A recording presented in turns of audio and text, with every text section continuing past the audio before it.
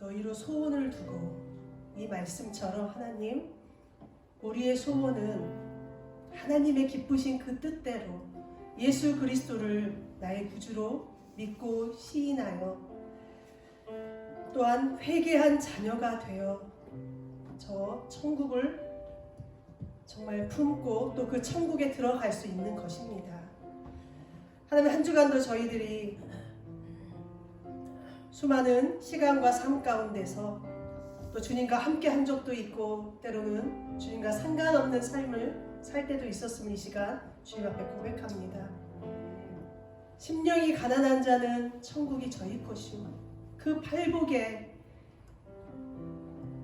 주님 그 복을 저희에게 주시옵소서. 오늘 찬양 가운데 고백하겠지만 이거는 우리의 소원이기도 하지만 예수님이 우리에게 말씀하신 명령이기도 합니다. 주님, 이 팔복의 사람이 바로 저희들이 될 수 있도록 하나님 인도하여 주시옵소서. 이 시간 이 예배 가운데 예배를 마땅히 받으실 거룩하신 예수님의 이름으로 기도드립니다. 아멘.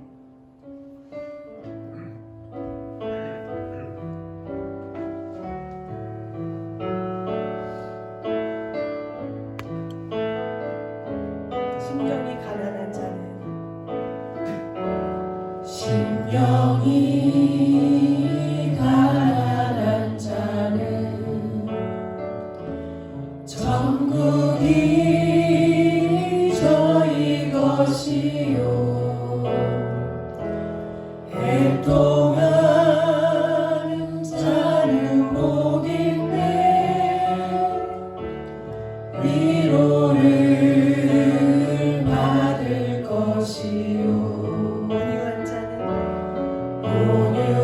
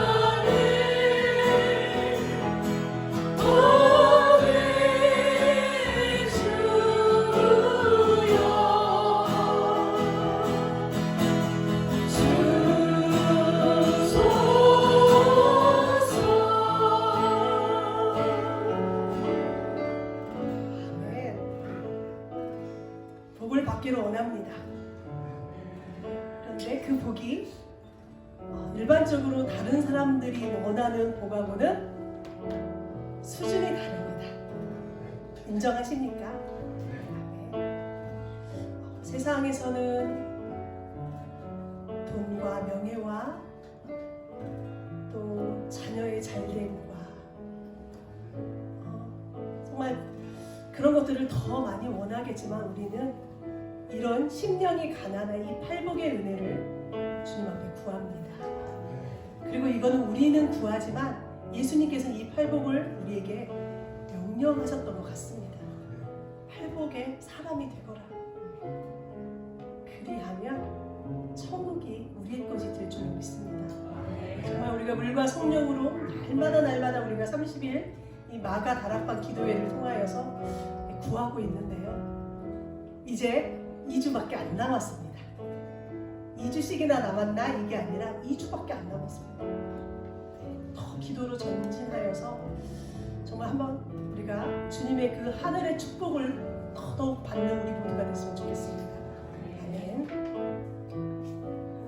일어납시다 주의 백성 빛을 발해 봅시다. 아멘. 찬양합니다.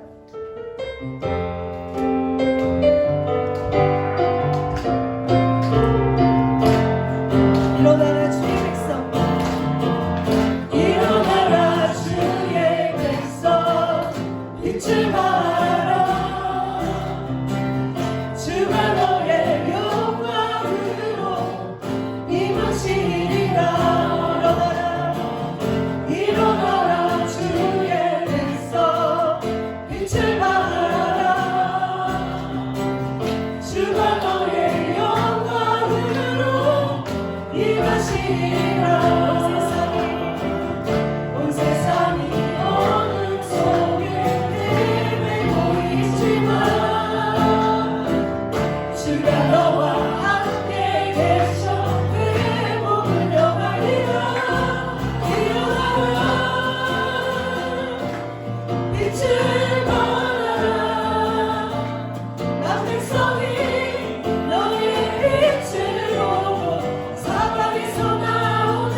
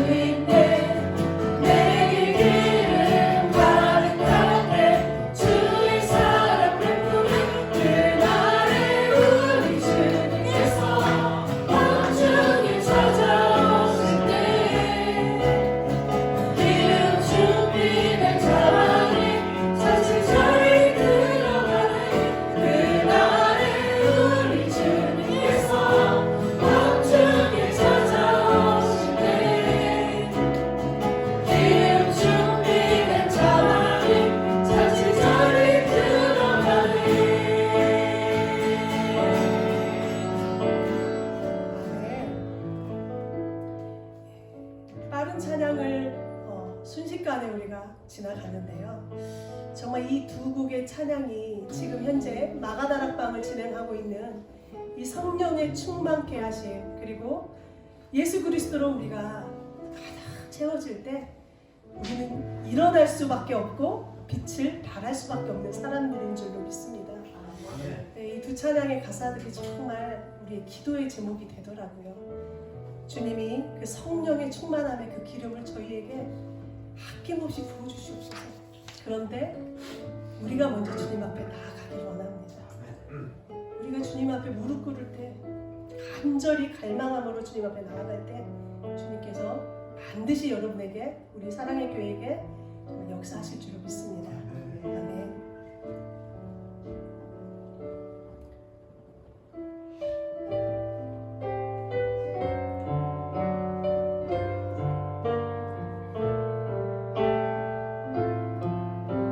우리의 심령의 고백이 되기를 원합니다. 이 세상을 살아가는 동안에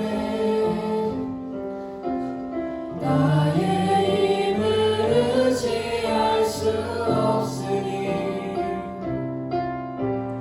기도하고 낙심하지 말 것을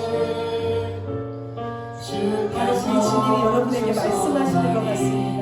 다시 한번 찬양합니다.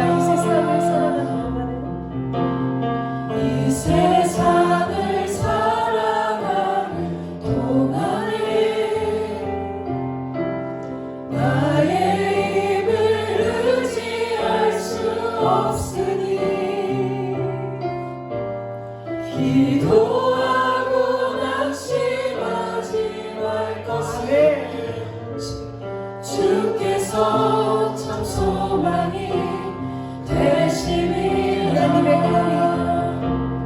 하나님의 꿈이 나의 비전이 되고 예수님의 성품이 나의 인격이 되고 성령님의 권능이 나의 능력이 되길 원하고 바라고 기도합니다. 주의 길을 걸어가는 동안에 세상에 더 의지할 수 없으니 감사하고 낙심하지 말 것을 주께서 참 기쁨이 되시니 하나님의 꿈이 나의 비전이 되고 예수님의 성품이 나의 인격이 되고 성령님의 권능이 나의 능력이 되길 원하고 바라고 기도합니다. 하나님의 꿈이 나의 비전이 되고 예수님의 성품이 나의 인격이 되고 성령님의 권능이 나의 능력이 되길 원하고 바라고 기도합니다. 우리 모두 예배하는 자 되어 온전히 영과 진리로 주를 예배하자. 주가 우리와 함께 영원히 함께 하시고 마르지 않는 샘물로 우리 채우시리라. 우리 모두 예배하는 자, 우리 모두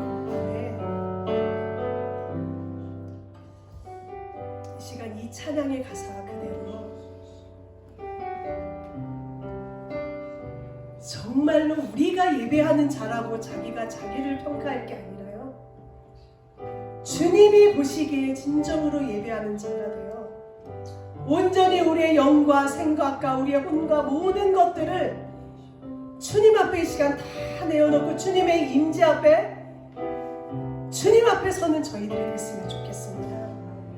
그럴 때 주님은 우리와 함께 하시고 마르지 않는 샘물, 그 말씀의 기름 부으심, 그 성령의 은혜로 우리에게 오늘 또한 가득가득 채워주실 줄로 믿습니다.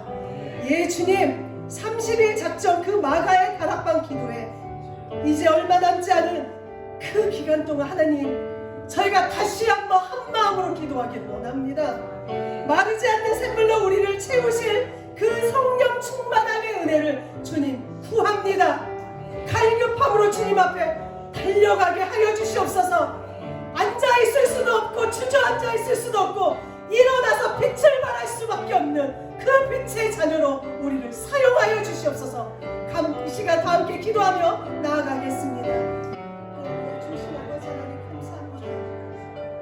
오늘도 우리가 주님 앞에 신령과 진정으로 예배하는 자가 되어 주님 앞에 온전한 예배자로 이 시간도 우리 모두가 서기를 원하옵나이다. 우리의 몸이 연약할지라도, 우리의 많은 근심이 있을지라도, 우리의 두려움이 있을지라도, 오직 우리의 예배를 받기에 합당하신 주님 앞에 이 시간 홀로, 그 말씀 앞에 홀로 서는 우리 모두가 되기를 원합니다. 심령이 가난한 자로, 온유한 자로, 의를 위하여 핍박받는 자로, 주님 그 팔복의 사람으로 주님 우리가 오늘도 바로 서기를 원합니다. 주님, 이 시간도 주여 말씀하여 주시옵소서. 성령의 그 충만한 그 기름 부으심의 은혜로 우리 모두를 붙들어 주시옵소서. 그로 인하여서 하나님의 그 꿈이, 우리를 향한 하나님의 그 꿈, 우리와 함께 주님의 그 역사를 이루기를 원하시며 주님의 사역을 함께 하시기를 원하시는 주님의 그 뜻대로 우리가 변화되어지며 우리가 더더 예수님의 인격과 그 성품대로 완성되어져서 일어나서 빛을 발할 수 있는 그런 저희들이 될 수 있도록 아버지 하나님 우리를 사용하여 주시옵시고, 우리에게 그 성령의 기름 부으심에 충만하신 은혜가 가득 채워지기를 원하옵나이다. 주의 역사하여 주시옵소서. 우리 준표부터 우리 목사님에 이르기까지 우리 모든 정말 성도들, 우리 집사님을 주 앞에 붙들어 주시옵소서. 주의 은혜로 가득가득 채워주시옵시고 깨닫고 돌이키고 주님 앞에 올바로 바로 서는 귀한 시간만이 될 수 있도록 아버지 하나님 역사하여 주시옵소서. 주님의 은혜를 이 시간도 간구합니다. 주의 사랑을 간구합니다. 주님, 우리 예배 가운데 한껏 성령의 충만하신 기도로 주시옵소서. 감사드리며 거룩하신 예수님의 이름으로 기도합니다. 할렐루야. 우리 옆에 분들 앞뒤 두 분과 서로 축복하며 인사하겠습니다. 빛이 있으라, 빛이 있으라. 예수의 복음의 위, 생명의 위치, 우리 심령에, 우리의 가정에, 우리 사랑교회 가득가득 비춰지기를 간절히 소망합니다. 토저 목사님이 요즘 유행하는 구원에 대해서 이렇게 설명을 하신 적이 있습니다. 현대에 유행하는, 지금 이 시대에 유행하는 구원의 가르침은 인스턴트식 구원이라 이렇게 설명하셨죠. 오늘날 구원 얻는 일에는 치명적인 자동적 특성이 있는데 바로 그것이 나를 크게 괴롭히고 있습니다. 내가 말하는 것은 자동적 특성입니다. 슬롯머신에 100원어치의 믿음을 넣고 손잡이를 당겨 작은 구원의 카드를 꺼내라. 그것을 지갑에 넣고 떠나라. 그렇게 하고 나서 그 사람은 그래, 나는 구원을 받았어 라고 말합니다.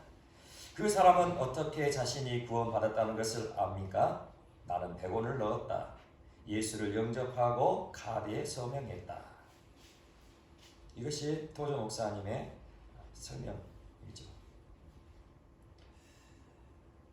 토저 목사님이 하고 싶은 이야기가 무엇일까요? 마치 자판기에서 천국 티켓을 뽑아내는 것처럼 그렇게 유행하고 있는 값싼 구원에 대해서 경고를 하고 계신 거죠. 예수님을 믿는다고 고백하고 교회에 다니기만 하면 구원받고 거듭나서 천국 간다고 하는 거짓 복음의 문제를 들춰내어 지금 설명하고 있는 거예요. 이 시대 교회들 안에는 두 가지의 구원론이 존재하고 있습니다.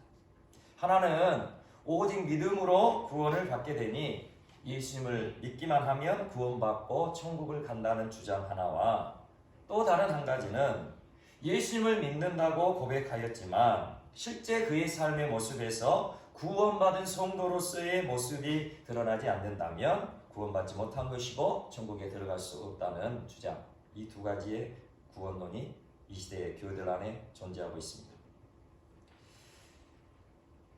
전자의 주장처럼 예수님을 믿기만 하면 무조건 천국에 간다는 식의 주장, 이러한 주장은 우리 기독교에서 이단으로 정죄한 구원파의 교리와 다를 것이 없죠. 그럼에도 불구하고 이단으로 정죄한 구원파의 교리와 같은 것임에도 불구하고 여전히 우리 교회 안에 있는 교인들의 마음을 파고드는 것은 바로 구원의 편리성 때문이겠죠. 마치 자판기에서 내가 먹고 싶은 음료수를 빼먹듯이 천국 가는 구원 티켓도 자판기에서 손쉽게 뽑고 싶은 욕망들이 그 편리성들을 부추기고 있다는 것입니다. 그리고 또 한 가지는 나는 지금 구원파가 다니는 그런 교회가 아니라 정통 교회에 다니고 있다. 그 자부심이 또 다른 한 몫을 하고 있다는 것이죠. 나는 구원파가 이단이 다니고 있는 교회가 아니라 다른 사람들이 다 인정하는 정통 교회에 다니면서 하나님을 예배하고 있다는 이 자부심, 이 자부심이 거짓 복음에도 불구하고 교인들의 마음을 파고드는 데에 한 몫을 하고 있다는 거예요. 그래서 구원받은 성도로서 올바른 삶을 살아가야 함을 강조하는 그런 목회자들이나 신자들을 향해서 뭐라고 말하냐, 구원은 믿음으로 받는 것인데 어떻게 행위로 구원받는 것을 퍼뜨리냐, 그렇게 이단 취급을 하는 형편이죠. 수많은 설교 동영상을 보거나 그리고 특정 성경 주제와 성경 구절에 대한 설명을 하는 그 동영상들을 보게 되면 이런 잘못된 구원관을 전파하는 그런 동영상들이 많다는 것을 보게 됩니다. 이러한 시대 상황 속에서 우리는 어떠한 구원관을 가져야 되는 것인가? 정말 어떠한 구원관이 올바른 구원관인가를 것을 우리는 분명히 분별해야 할 것입니다. 내가 믿고 신봉하던 그 구원관이 나중에 하나님 앞에서 거짓으로 드러난다면 그에 대한 책임을 누가 질 수 있겠습니까? 하나님 앞에 섰을 때에 누구라 탓할 겨를도 없이, 누구 때문이다 그렇게 탓할 겨를도 없이 하나님의 준엄한 심판의 기준에 의해 영생과 영벌이 갈라지게 될 텐데 말입니다. 하나님의 심판대 앞에서 우리를 심판하시는 하나님의 공의로운 기준, 하나님의 그 공의로운 기준은 무엇이죠? 우리의 믿음을 시험하고 그 시험을 통과한 사람만이 영생의 은혜를 받아 누리게 될 그 공의로운 기준, 하나님이 심판하시는 그 공의로운 기준은 바로 성경 말씀임을 명심하시기 바랍니다. 우리가 날마다 읽고 묵상하는 성경 말씀이 바로 하나님의 공의로운 기준인 것이에요. 그러므로 우리의 믿음은 사람을 따라가서도 안 되고 전통을 따라가서도 안 될 것입니다. 오직 진리의 말씀이 기록된 성경의 말씀이 우리의 믿음의 토대가 되어야 한다는 것이죠. 그렇다면 성경에서는 어떻게 말씀하시는지를 우리가 알아야 할 것입니다. 우리 기독교의 토대, 우리 기독교의 기초는 이신칭의의 은혜로부터 시작되었음을 알아야 합니다. 종교개혁가 마르틴 루터가 로마서 말씀을 통하여 이신칭의의 은혜를 깨닫고 종교개혁의 기치를 세워 이렇게 우리 기독교가 탄생되게 된 것이죠. 죄인된 인간들이 어떻게 구원받을 수 있는가에 대한 깊은 관심이 마르틴 루터에게 있었고 결국 로마서 1장 17절 말씀을 통하여 루터는 이신칭의의 은혜를 발견하게 된 것입니다. 복음에는 하나님의 의가 나타나서 믿음으로 믿음에 이르게 하나니 기록된 바 오직 의인은 믿음으로 말미암아 살리라 함과 같으니라. 아멘. 하나님께서 믿음으로 인해 우리를 의롭다 여기시고 그렇게 의인이나 칭함을 받은 사람은 믿음으로 살아가게 된다라는 이 말씀이 루터의 마음을 강력하게 사로잡아서 종교개혁이라는 이 엄청난 사건이 일어나게 된 것이죠. 이렇게 믿음으로 시작되는 구원의 역사가 지금까지 이어져 수많은 교회들이 세워져 왔습니다. 그러므로 우리는 구원받는 하나님의 자녀가 되기 위해서 반드시 칭의의 은혜를 받아야 함을 알아야 된다는 것이죠. 우리가 구원받는 하나님의 자녀가 되기 위해서는 어떠한 은혜를 반드시 받아야 된다고요? 칭의의 은혜를 받아야 된다는 거예요. 왜냐하면 우리 모든 인간은 죄인이기 때문에. 오늘 본문 23절 말씀 보도록 하겠습니다. 본문 23절입니다. 함께 읽겠습니다. 시작. 모든 사람이 죄를 범하였음에 하나님의 영광에 이르지 못하더니. 아멘. 모든 사람이 죄를 범하였음에. 모든 사람. 이 모든 사람은 단 한 사람도 죄될 수가 없다는 것이죠. 아담과 하와 이후에 태어난 그 어떠한 사람도 죄함이 없이 모든 사람이 죄를 범하였다는 거예요. 우리 인간은 이렇게 죄로 인해서 하나님의 영광을 잃어버렸습니다. 모든 사람이 죄를 범하였음에 하나님의 영광에 이르지 못하다니. 하나님의 영광에 이르지 못했다는 것은 하나님의 영광을 바라볼 수도 없고 하나님의 영광에 가까이 갈 수도 없고 하나님의 영광을 누릴 수도 없다는 것을 말씀하고 있는 것이죠.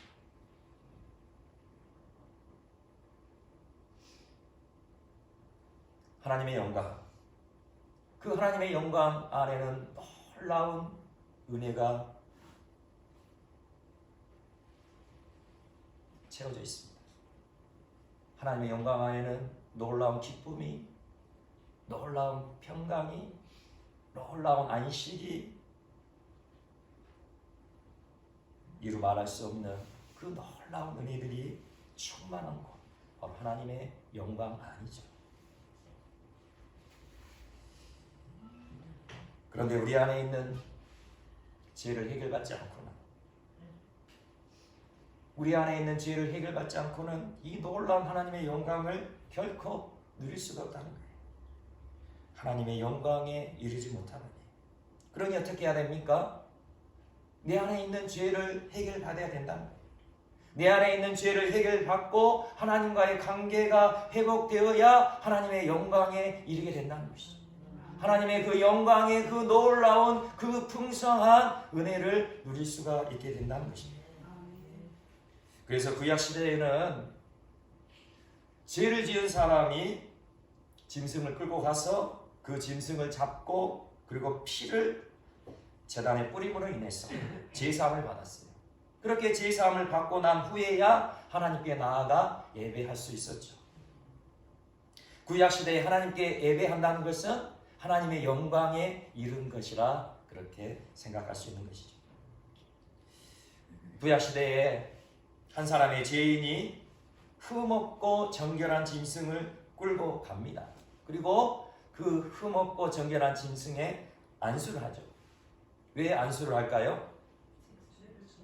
자신의 죄를 그 흠없고 정결한 짐승에게 전가를 시키기 위한 것이죠. 그렇게 자신의 죄를 짊어진 짐승을 잡고 그리고 피를 제단에 뿌림으로 인하여 그 사람의 죄는 제사함을 받았던 것입니다. 그런데 우리가 알아야 할 것은 그때 죽임을 당한 짐승 반드시 흠없고 정결한 짐승이어야 했어요. 그 이유가 무엇일까요? 왜 흠없고 정결한 짐승이어야 했을까요? 그 이유는 죄인이 그 짐승에게 안수할 때 그 죄인의 죄가 짐승에게 전가됨과 아울러 그 짐승의 흠없고 정결함이 그 죄인에게 전가되어지기 때문이죠. 무슨 의미인지 아시겠죠? 죄인에게 있는 죄와 흠없고 정결한 짐승에게 있는 정결함이 서로 맞바꾸어진다는 거예요. 죄인은 자신의 죄를 짐승에게 전가시키고 흠없고 정결한 짐승에게 있는 정결함은 죄인에게 전가되어진다는 것이죠. 그렇게 죄인은 죄사함을 받고 정결한 의인이 되어진다는 거예요. 이것이 구약시대 이스라엘 백성이 하나님께 죄를 지었을 때 하나님께 속죄제라는 제사를 드렸던 과정입니다. 그런데 이것이 그대로 신약시대에서 적용되고 있어요. 신약시대를 살고 있는 우리들에게도 그대로 적용되어지고 있는데 다른 것이 한 가지 있는데 그것은 무엇입니까? 지금 신약시대에는 짐승을 잡는 것이 아니라 짐승을 끌고 와서 그 피를 뿌리는 것이 아니라 하나님의 아들이신 예수님께서 친히 속죄제물이 되어주셨다는 것이죠. 하나님의 아들이신 예수 그리스도께서 친히 속죄제물이 되어주셔서 모든 인류의 죄를 대신 짊어지시고 십자가에서 피 흘려 죽으셨습니다. 그러므로 우리 죄인된 사람들은 어떻게 해야 합니까? 예수 그리스도께서 나의 죄를 대신 감당하셔서 십자가에서 피 흘려 죽으셨다는 사실을 믿으면, 그렇게 믿기만 하면 우리의 모든 죄는 사함을 받게 되는 것이죠. 그리고 이와 아울러 십자가에 못 박혀 죽으신 예수님이 3일 만에 부활하신 하나님의 아들이심을 믿으면 모든 사망 권세를 이기신 예수님의 그 거룩한 의를 힘입게 되어서 하나님께서 의롭다 여기시는 의인이 되어지는 것입니다. 바로 이 과정이 칭의의 은혜를 받는 과정인 거예요. 이러한 칭의의 은혜를 받으려면 먼저 선행돼야 할 조건이 하나 있어요. 그것이 무엇일까요? 하나님께서 주시는 이 칭의의 은혜, 죄인임에도 불구하고 의롭다 여기심을 받을 수 있는 이 칭의의 은혜를 받으려면 우리에게는 죄의 각성이 먼저 있어야 하는 것이죠. 구약시대에 속죄제를 드리기 위하여서 짐승을 끌고 가는 사람은 반드시 자신이 무슨 죄를 지었는지 깨달았던 사람이죠. 자신이 무슨 죄를 지었는지 깨닫지 못한 사람은 속죄제를 드리러 갈 이유가 없는 거예요. 자신이 무슨 죄가 있는지를 아는 사람만이 짐승을 끌고 속죄제를 지었던 것이죠. 그러므로 신약시대를 살아가는 우리들이 칭의의 은혜를 받으려면 반드시 내 영혼의 비참함, 내 자신의 죄에 대한 깨달음이 있어야 된다는 것이죠. 이 죄에 대한 각성은 단순히 거짓말을 하고 미워하고 다투고 이런 일상적인 죄에 대한 깨달음이 아니고 우리 인간 안에 있는, 인간 본연 안에 있는 죄의 그 치열한 깨달음이어야 한다는 것이에요. 물론 우리가 칭의의 은혜를 받게 되면 우리가 거짓말하고 미워하고 다퉜던 이런 일상적인 죄까지도 다 기억나게 하셔서 회개할 수 있도록 성령께서 역사를 하시지만 칭의의 은혜를 받기 전에 죄의 깨달음, 이 죄의 각성은 인간 심령 깊이 자리 걷고 있는 그 비참한 죄에 대한 깨달음이어야 된다는 것이죠. 에덴 동산에서 아담과 하와가 하나님을 반역하여 저질렀던 불순종의 죄가 마음 저리도록 깨달아져야 된다는 것이에요. 성령께서 이끄심으로 내 영혼의 비참함이 절실하게 깨달아져야 된다는 거예요. 지금껏 창조주 하나님을 깔보며 무시하고 반역하며 살아왔던 삶이 얼마나 끔찍한 죄였음을 깨달아야 된다는 것이죠. 그리고 내 자신의 기쁨, 내 자신의 유익을 위해 살아왔던 그 삶이 얼마나 한심하고 어리석은 죄였는지를 절실하게 깨달아야 된다는 거예요. 그렇게 비참한 삶을 살아왔던 내가 처한 지경, 이제 내가 지금 맞닥뜨린 그 상황이 바로 지옥 불목 앞에 다다랐다는 것이 느껴질 때 바로 우리는 칭의의 은혜를 받을 수 있는 상태가 되어진 거예요. 그리고 또한 내 자신이 그렇게 자랑스럽게 여겼던 나의 공로, 내가 그렇게 자랑스럽게 여겼던 그 의가 누더기와 같고 지푸라기와 같다는 사실을 깨닫게 되어져야 된다는 것이죠. 내가 가진 의로는 지옥 불못의 불쏘시개밖에 될 수밖에 없다는 사실. 그래서 지옥에서 건져내어 주실 거룩한 의가 나에게 부어져야 내가 구원받을 수 있다는 사실이 깨달아질 때 우리는 칭의의 은혜를 받게 되는 것입니다. 이런 각성이 있기 전까지 우리는 하나님이 어떠한 분이신지, 예수님이 어떠한 분이신지를 알아가려는 믿음의 가정이 분명히 있어야 됩니다. 우리가 하나님이 어떠한 분이시고 예수님이 어떠한 분이신지를 알지 못한다면 어떻게 내 죄의 각성을 이룰 수가 있겠어요? 내가 죄인인지를 어떻게 깨달을 수가 있겠어요? 하나님을 아는 사람만이, 예수님이 어떤 분이신지를 아는 사람만이 자신의 죄를 깨달을 수가 있게 된다는 것이죠. 스펄전 목사님의 경우에는 10살 때부터 무려 5년간 지속적으로 이 심각한 죄의 각성을 느꼈다고 고백하고 있어요. 그렇게 5년 동안 이 죄의 각성을 느끼면서 그러던 어느 날 겨울에 폭설과 태풍이 굉장히 몰아치던 주일날이었어요. 그렇게 폭설이 내리고 태풍이 몰아치자 그 담임 목사님이 교회에 오지 못할 정도의 그런 날씨가 되었다는 것이죠. 그렇게 담임 목사님이 주일 예배에 참석하지 못하자 한 평신도가 대신 설교를 하였는데, 그때의 설교 본문을 들은 소년 스펄전이 한순간에 그 칭의의 은혜를 경험하고 구원을 받았다는 거예요. 그때의 설교 본문이 무엇이냐? 땅끝의 모든 백성아 나를 앙망하라. 그리하면 구원을 얻으리라. 나는 하나님이라 다른 이가 없음이니라. 아멘. 땅끝의 모든 백성아 나를 앙망하라. 그리하면 구원을 얻으리라. 나를 앙망하라. 그리하면 구원을 얻으리라. 나를 앙망하라. 그리하면 구원을 얻으리라. 그 말씀을 들을 때의 스펄전 소년이 각성을 하고 칭의의 은혜를 받고 구원을 받게 되었다는 것이죠. 스펄전 목사님은 이때의 경험을 이렇게 고백하고 있어요. 나는 성령의 손에 의해 죄를 깨닫자마자 하나님의 공의에 대한 분명하고 예리한 감각을 가지게 되었습니다. 죄가 다른 사람에게는 어떨지 모르지만 나에게는 견딜 수 없는 짐이 되었습니다. 나는 지옥을 무서워하는 것보다 오히려 죄를 더 무서워했습니다. 나의 죄책이 얼마나 심했던지 만일 하나님께서 아직까지 내 죄를 처벌하지 않으셨다 하더라도 장차 반드시 처벌하실 것이라는 느낌을 떨쳐버릴 수가 없었습니다. 만일 내가 하나님이었다고 해도 나 같은 죄인은 지옥의 맨 밑바닥에 던지지는 것 외에, 나 같은 죄인은 지옥의 맨 밑바닥에 던져지는 것 외에 달리 할 수가 없었을 것이라는 사실을 스스로 인정했습니다. 나를 앙망하라. 그리하면 구원을 얻으리라. 그 말씀을 들을 때에 이 소년 스펄전은 나 같은 죄인은 지옥의 맨 밑바닥에 던져지는 것 외에는 다른 방법이 없다. 그것을 스스로 인정하였고, 그렇게 인정했을 때 그는 칭의의 은혜를 받고 구원을 받았던 것이죠. 또한 종교 계획자 마르틴 루터는 이렇게 말하였습니다. 구원받은 그들의 영혼, 칭의의 은혜를 받고 구원받은 그들의 영혼이 참으로 구원을 얻었는지 알기 위해서는 그들이 영적인 고통과 신적인 거듭남 그리고 죽음과 지옥을 경험했는지 조사해 보아야 합니다. 무슨 의미입니까?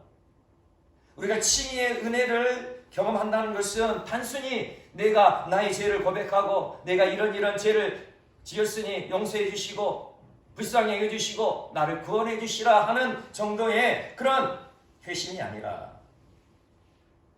그 심각한 죄의 고통 때문에 처절한 그 아픔과 고통을 겪으며 나 같은 죄인은 지옥의 맨 밑바닥에 떨어져도 당연할 것이다, 그렇게 스스로 인정하는 참으로 그 영적인 고통, 그리고 하나님을 향한 그 갈망, 구원을 향한 그 갈망, 그리고 내가 떨어져야 할 그 지옥을 직면하지 않고서는 결코 온전한 칭의의 은혜, 구원을 받을 수 없다, 그렇게 말씀하고 있는 것이죠.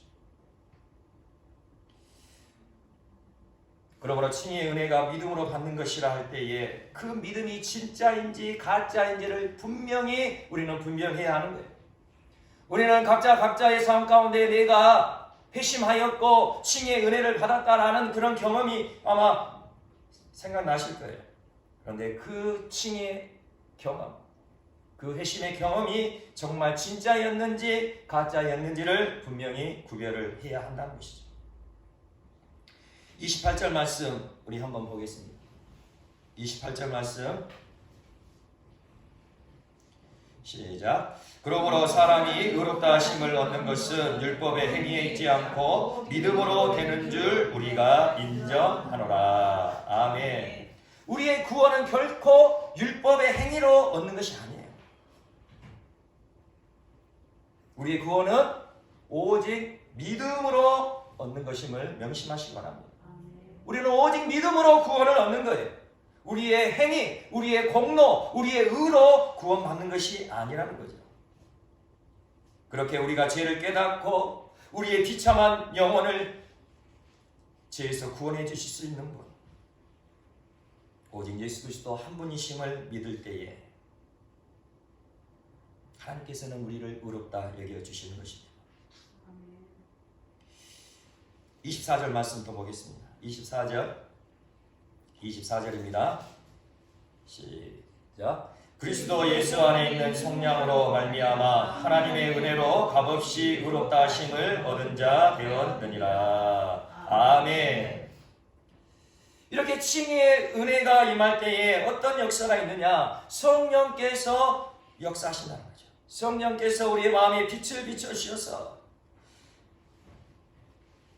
하나님의 영광을 보게 하시고 우리의 영적인 눈을 띄워주신다는 거예요. 예수님이 누구이신지, 예수님이 얼마나 아름답고 거룩하신 분이신지, 고귀한 분이신지를 알게 하시고, 하나님이 어떤 분이신지를 알게 하시고, 예수 그리스도께서 하나님의 아들이심을 깨닫게 하시고, 그 예수 그리스도만이 나의 구원자 되심을 그렇게 알게 하셔서 예수 그리스도께서 나의 모든 죄를 짊어지시고 십자가에 피 흘려 죽으시고 3일 만에 부활하신 하나님의 아들이심을 믿게 하신다는 것이죠.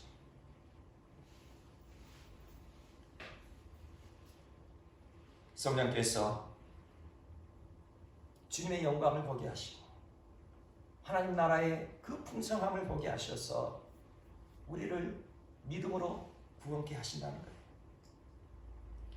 그렇게 우리가 하나님의 의로움을 힘입게 되었을 때 예수 그리스도의 그 거룩한 의를 우리가 힘입게 되고 우리가 의인으로 그렇게 칭함을 받게 되었을 때에 비로소 우리는 하나님을 아버지라 부르게 되고 하나님의 자녀가 되어지는 것입니다. 죄로 인해 막히고 단절되었던 하나님과의 관계가 완전히 회복되어지고 하나님의 영광에 이를 수 있는 그 은혜를 받게 된 거예요. 이때 성령께서 이 놀라운 칭의 은혜, 이 놀라운 구원의 은혜를 친히 증거해 주시는데 로마서 8장 15절에서 16절 이렇게 말씀하고 있습니다.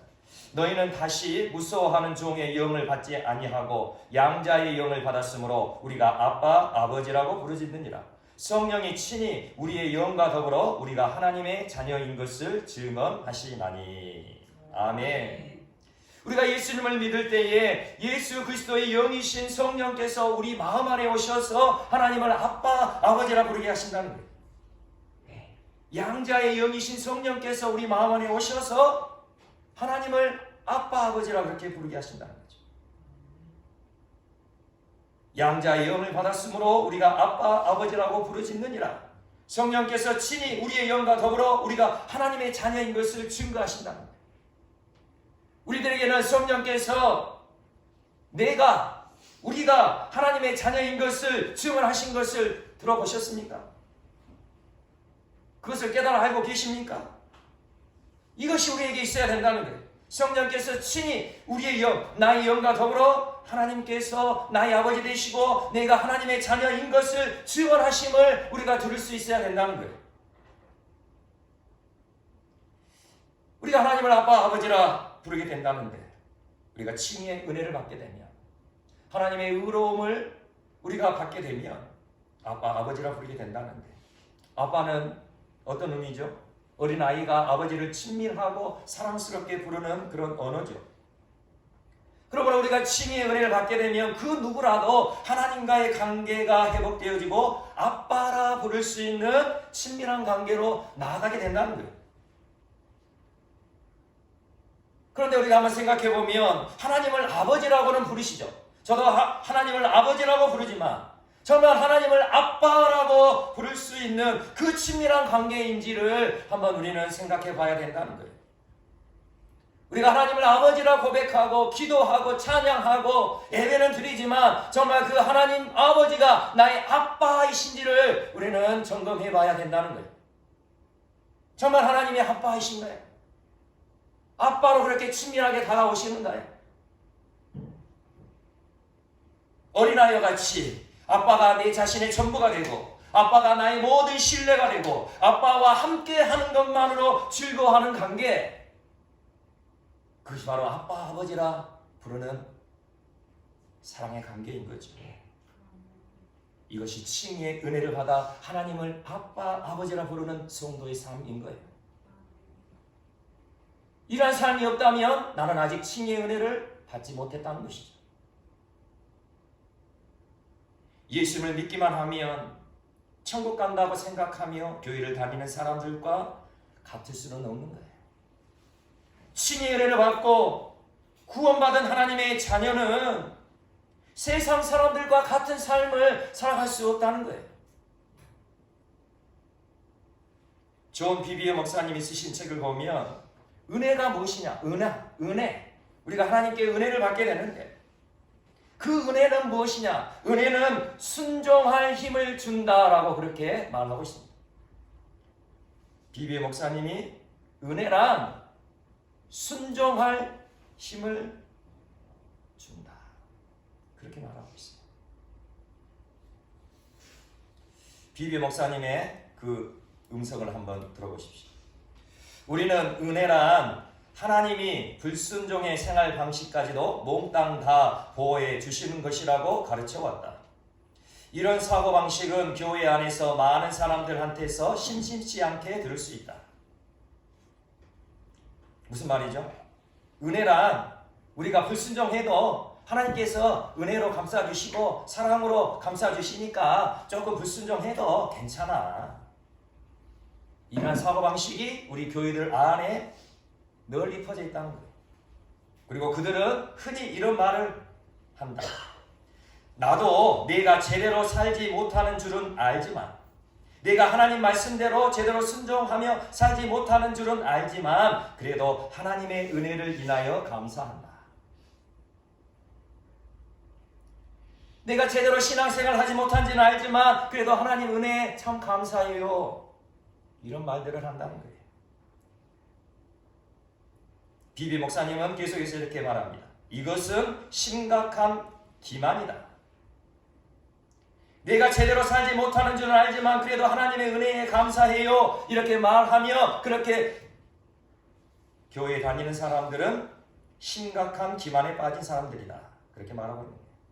성경은 은혜를 커다란 반창고라고 가르치지 않는다. 성경이 말하는 은혜는 진리의 요구를 행할 수 있도록 능력을 주시는 하나님의 내적 임재이다. 우리의 삶 속에 은혜가 실존한다면, 정말 내가 하나님의 은혜를 받았다면 그것은 그분의 말씀에 순종하는 것으로 확증된다. 이렇게 비비어 목사님은 말하고 계시죠. 비비어 목사님의 이 말이 무슨 의미인 줄 아시겠죠? 한마디로 행함이 없는 믿음은 아직 내가 하나님의 은혜를 받은 적이 없다는 것을 자신 스스로 증명하고 있다는 거예요. 내가 하나님의 은혜를 받았으니 참 감사해요. 그렇게 말은 하지만 내 삶에 행함이 없다면, 순종함이 없다면 나는 아직 하나님의 은혜를 받은 적이 없다는 거예요. 믿음은 행함과 동시에 장독되는, 믿음은 행함과 동시에 작동되는 능력이어야만 하는 것이에요. 한마디로 믿음은 행함과 함께하는 동전의 양면과 같은 것이죠. 믿음과 행함은 동전의 양면과 같은 거예요. 우리는 가끔 우리 쓰는 동전 뭐 100원짜리, 10원짜리 그런 동전 한쪽이 아주 맨질맨질하게 이렇게 잘 이렇게 갈려진 그런 동전을 볼 때가 있어요.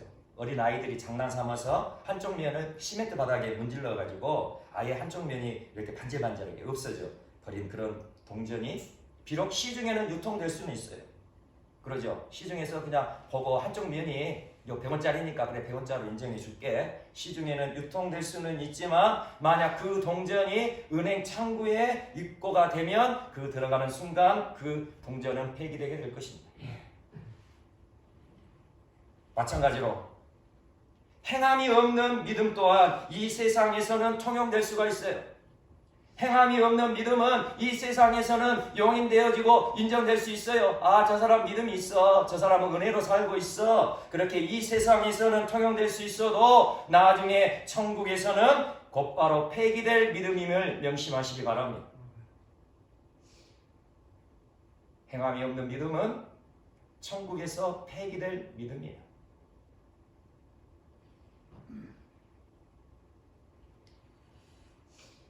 그러므로 우리가 칭의의 은혜를 받고 진정으로 하나님을 아빠, 아버지라 부르는 성도가 되었다면 하나님의 말씀에 순종하며 구원받은 성도로서의 열매가 있어야 한다는 거예요. 우리가 예수를 믿으면 예수의 생명이 우리 안에 부어졌음을 우리는 알게 되죠. 우리가 예수를 믿고 예수의 생명을 얻었다면 반드시 행하는 순종으로 삶의 열매를 맺어야 하는 것입니다.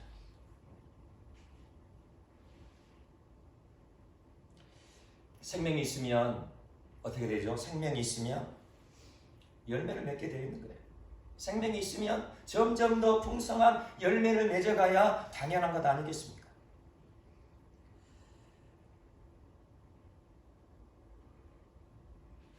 이 믿음은 은혜에 근거하여 우리 삶에 작동되어지는 것입니다. 그러죠.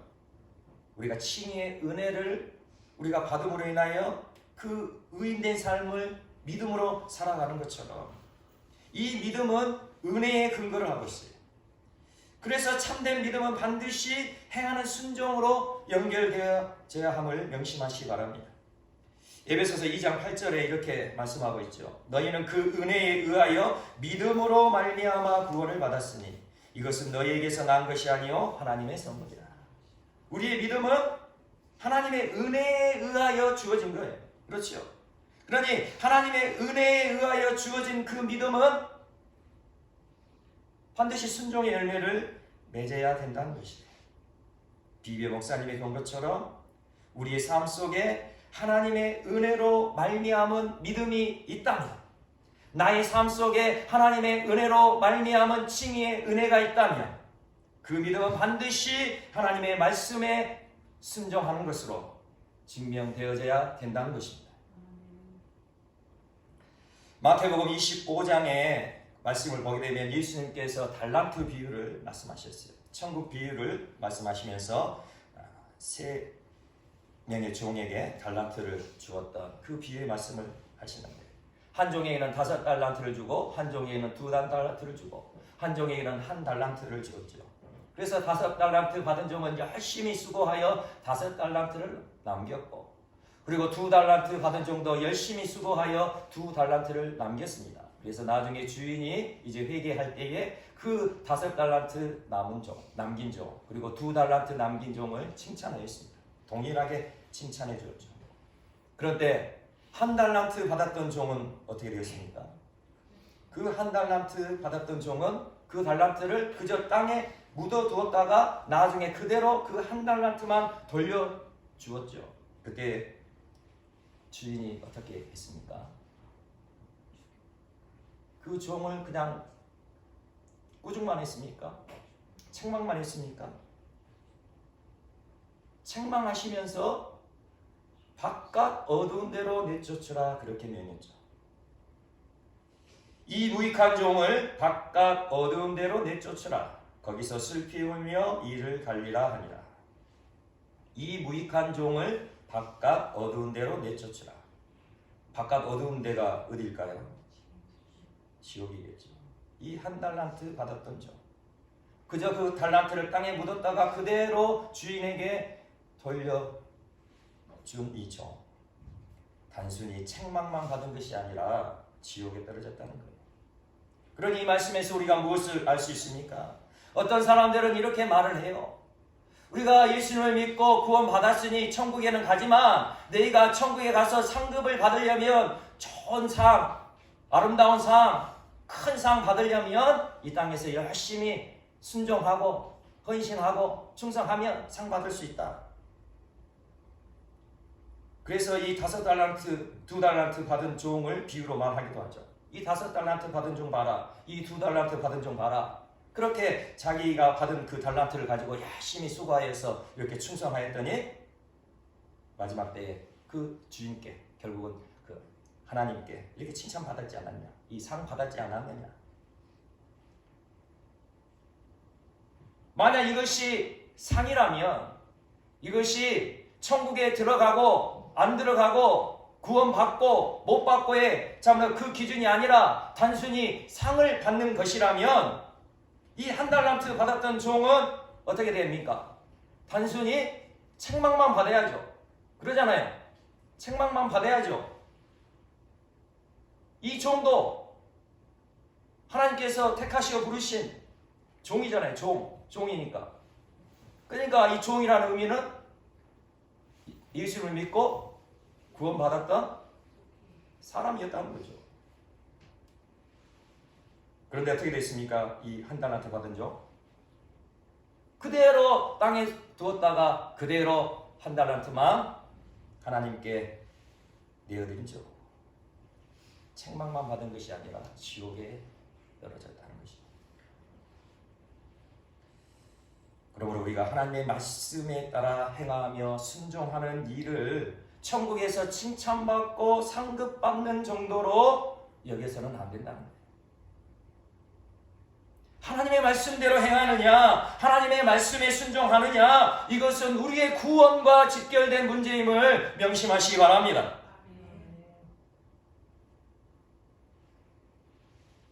내가 천국 가느냐, 내가 지옥 가느냐, 그 기준이 바로 내가 하나님의 말씀에 순종하느냐, 순종하지 못하느냐에 달려있다는 거예요.